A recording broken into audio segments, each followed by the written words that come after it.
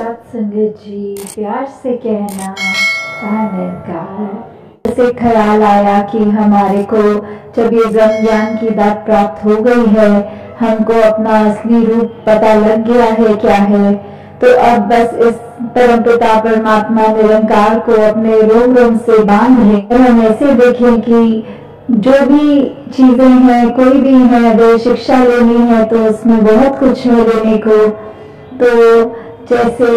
हम सब यही यत्न करें कि सेवा भी कर सकें, सुमिरन भी अधिक से अधिक करें, और सत्संग का भी ये जो इतना हमें सौभाग्य मिला है, तो इसमें भी आके एक असल रूप में इस निरंकार, इस परमात्मा के साथ ऐसे जुड़ जाएं कि ये लिफ्ट कभी टूटे नहीं, और हमेशा हम चाहे कोई भी कार्य कर रहे हों, जिस प्रकार हमारे श्वास चल रहे होते हैं और कार्य भी होते रहते हैं साथ साथ, वैसे ही हम इस तरह इस प्रभु निरंकार के साथ एकमिक हो जाएं कि कुछ भी हो पर इसी में ही जी रहे हैं, ये एहसास बना रहे। तो आज ये जो हृदय वाणी का जो ये शब्द चल रहा है, तो उसकी पंक्तियां कैसे मनुष्य को ये बात बताई जा रही है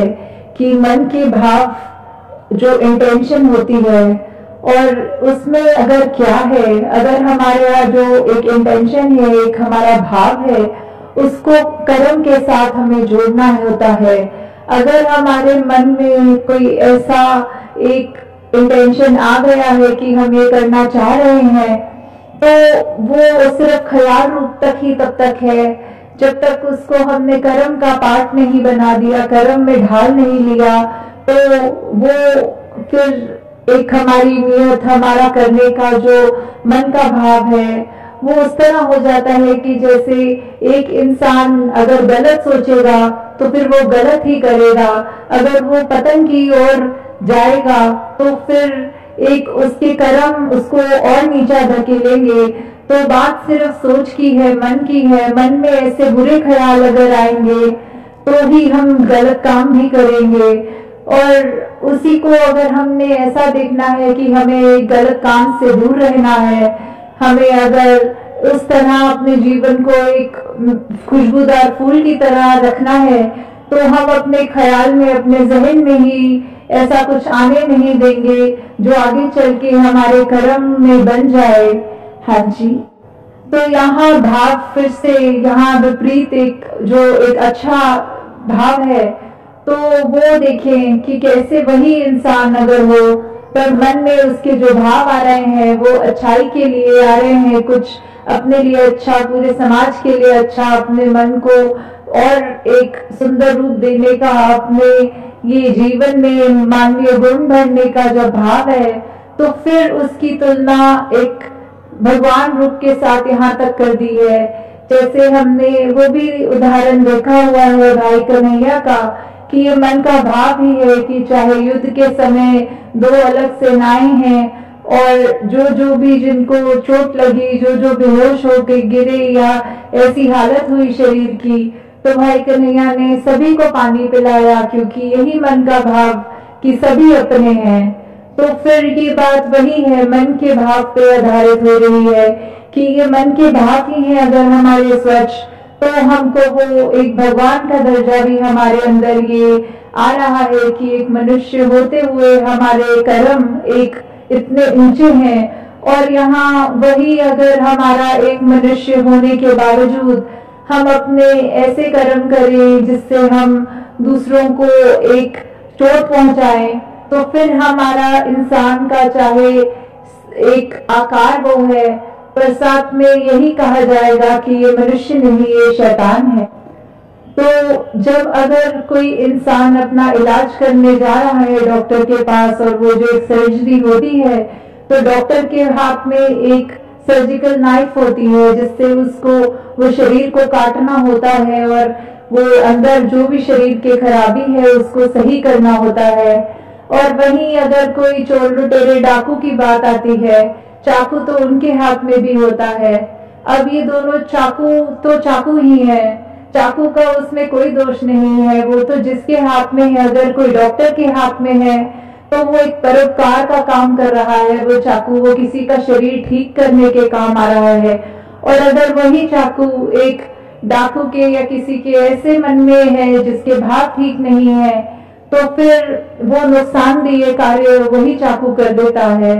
तो कैसे अगर हम ये बात को भी सोचें कि हम अगर अपनी नीयत ही ठीक रखें, तो हमारे लिए जो भी एक सामान है, एक इस दुनिया में जहाँ विचरण कर रहे हैं, पदार्थ है हमारे, हमें कैसे उनका हमेशा सदुपयोग ही करना है, ये मानते हुए कि परमात्मा ने दिए हैं तो बस उसका शुक्रिया है। और जो भी हमारे पास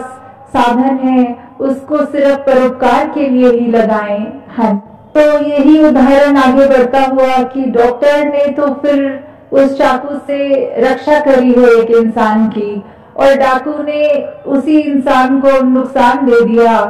तो ये बात ऐसी है कि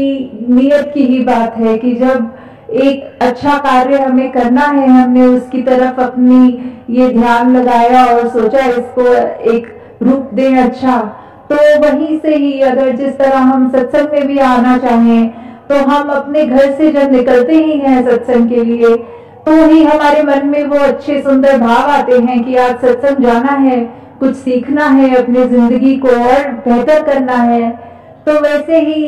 एक अगर हम यात्रा अपनी कर भी रहे होते हैं, उसमें भी हमें निरंकार का एहसास लगता है कि टाइम से सत्संग पहुंच जाए, अच्छे से महात्मा जो भी बोलेंगे, किस रूप में बोलेंगे वो सुनेंगे भी, तो भी हमें अपने उसके बाद सत्संग का जब समाप्ति हो जाएगी तो कैसे वो सब भावों को अपने मन में बिठा के, अपने मन के भावों को शुद्ध करके अपने कर्मों में वो जब तक बातें नहीं डालेंगे तो उसका कोई फायदा नहीं होगा। तो ऐसे ही इसी उदाहरण में भी कि ये डॉक्टर और चाहे एक डाकू की बात है, पर हम इसको किसी भी एस्पेक्ट में देखें, बात सिर्फ इतनी है कि मन अगर हमारा शुद्ध है, हमारी सोच शुद्ध है, तो हमारा एक भाव के बाद हम उसको कर्मों में भी एक शुद्धता डाल सकते हैं। तो कैसे एक इंसान का जो आकार है वो डॉक्टर का भी वही होता है, डाकू का भी वही होता है, एक अच्छे इंसान का भी एक मूर्त, इस दो आंखों, एक नाक, होठ, कान, ऐसा ही दिखता है इंसान वो। पर बात ऐसी आती है कि इंसान को देखकर हम ये जज नहीं कर सकते कि वो कैसा इंसान है। दिखने में सभी इंसान एक जैसे हैं, पर अगर हमें यही देखना है कि कौन इंसान कैसा कर्म कर रहा है, उसी से हमें पता लगता है कि हमें इस इंसान के पास जाना है, ये तो बहुत अच्छी बातें करता है, इसका जीवन देखो कितना सुंदर है, हमें इससे शिक्षा लेनी है, हमें इसके जैसा बनना है। और वहीं दूसरी ओर अगर इंसान हम ऐसा देखे जो कठोर वचन भी बोल रहा है, खुद भी परेशान है, औरों को भी परेशान कर रहा है, तो हम हरगिज उस इंसान के पास नहीं जाना चाहेंगे। तो इंसान ही है, ये 5 तत्व जो है वो हर इंसान में है, पर हम अपनी सोच, अपने दिल, हमारे पास जो ये चेतनता है, ये ब्रह्म ज्ञान है, हम उसका कैसे सदुपयोग कर रहे हैं वो हमारे हाथ में है। हम कैसे अपने जीवन की दिशा को कहाँ ले जाना चाहते हैं, ये भी हमारे हाथ में है। हाँ जी। एक बुराई करता हरदम, एक भलाई करे सदा। तो कैसे ऐसा ही इंसान जो हमेशा उसके पास अगर तो उसकी, जैसे अभी ये डॉक्टर का ही उदाहरण चल रहा है कि कैसे अगर तो एक डॉक्टर की भी मति खराब हो गई तो फिर उसको भी अगर वो सर्जिकल नाइफ मिलेगी तो उसने भी नुकसान पहुंचाना है। और एक अगर डाकू का भी उस समय हृदय में प्रवर्तन आ जाए तो उसने भी वो चाकू हाथ में होते हुए किसी के चोट नहीं पहुंचा सकता। तो बात कोई ऐसी नहीं है कि हम संसार में काम क्या करते हैं, बात सिर्फ वो इरादे की, वो मन के भाव की और वो कर्म पे आ जा रही है कि कैसे हम वैसा एक इंसान बने जो हर एक का भला करे, या ऐसा इंसान जो दूसरे को नुकसान पहुंचाए। जैसे एक उदाहरण, एक अगर कुत्ते का आ रहा है जहन में कि कैसे एक शीश महल होता है जिसमें बहुत सारे अलग तरह के शीशे होते हैं, खड़े होके देखा जाए तो उसमें एक में पतले नजर आएंगे, एक में मोटे और किसी में उल्टे अजीब तरह से जो हमारे आकार हमें दिखते हैं। तो ऐसे ही एक शीश महल में एक कुत्ता एक दिन बंद हो गया और फिर उसने जब अपने आप को इस तरह देखा तरह तरह के आकार में, तो वो पहले तो डर गया, पर उसको ध्यान में आया कि ये इतने सारे अजीब से कुत्ते हैं आसपास, मैं क्यों ना सभी को डरा दूं। तो वो अपनी पूरे दम से उनकी ओर भौंकता गया, पूरी रात भौंकता गया। और सुबह जब उसको शीश महल में और कोई व्यक्ति घुसे तो देखा वो कुत्ते की यात्रा समाप्त हो चुकी थी, वो उसकी मृत्यु हो गई थी। तो भाव इसके पीछे क्या है? वो कुत्ते ने तो सोचा मैं दूसरों को डराऊं, मैं दूसरों के लिए, क्योंकि वो मुझसे अलग दिख रहे हैं, मैं उनका नुकसान करूं। पर हकीकत में तो वो सिर्फ आईना ही था, वो अपने आप को ही इस तरह डरा रहा था, वो अपने आप का ही इस तरह नुकसान कर रहा था कि सुबह तक उसके शरीर में जान ही नहीं रही। तो कैसे हमने क्या नियत रखनी है, हमें कैसे अपना जीवन बनाना है, ये हमारे ऊपर खुद पे निर्भर करता है। हाँ जी। हित सोचे हर देव सभी का, सबके लिए सद्भाव हो। तो जहाँ सद्भाव की बात आती है, हित की बात आती है, कि हम हर एक का जब मन में सोचेंगे कि भला करना है, तो हम किसी के लिए कोई कुकर्म नहीं कर देंगे। हम ऐसा सोचेंगे कि अगर किसी ने कुछ नुकसान किया है हमारा, तो भी उसके लिए ये परमात्मा से यही अरदास रहेगी कि उसको क्षमा करना।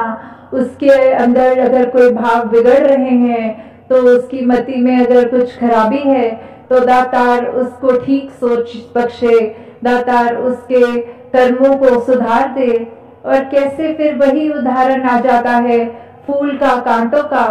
कि कैसे शायर भी एक फरमा रहे हैं कि फूलों ने तो निभा ली कांटों से, पता नहीं इंसान किस दिन इंसान से प्यार करेगा। कि कहाँ ये चोट पहुंचाने वाले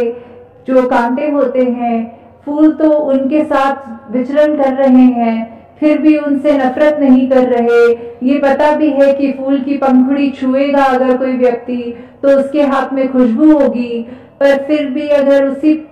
के फूल के नीचे थोड़ा हाथ पंखुड़ी से नीचे लग जाए तो कांटे चुभेंगे उस इंसान को। तो ये बात जानते हुए भी फूल कोई अपना दर्जा ऊपर नहीं समझते, कांटों का नीचा नहीं समझते, बल्कि एक ही स्टेम के ऊपर दोनों रहते हैं। तो और साथ ही ये इंसान की बात आ रही है कि फूलों ने भी जहाँ कांटों से निभा लिया है, पर हम इंसान होकर एक परमपिता परमात्मा की एक अंश होकर भी अगर हम आपस में एक दूसरे से नहीं बोल पा रहे हैं, मन में भेद रख रहे हैं, जाति पाति का हो चाहे रंग का हो, किसी तरह का भी अगर हम दूसरे को अपने से नीचा सोच रहे हैं, तो ये हमारी ही सोच में इस तरह हमें निरंकार का एहसास में रंगे रहना है 24 घंटे। ऐसा जीवन हर एक के हिस्से आए। हमें अपनी जिंदगी से ये मन में भाव हटा दें कि हमको परमात्मा ने कुछ कम दिया है या दूसरे को ज्यादा दिया है। सिर्फ हर एक का भला करते जाएं और जो हमें मिला है उसका सदुपयोग करके परमात्मा का शुक्राना करते जाएं। साथ संगत जी, प्यार से कहना, धन्यवाद।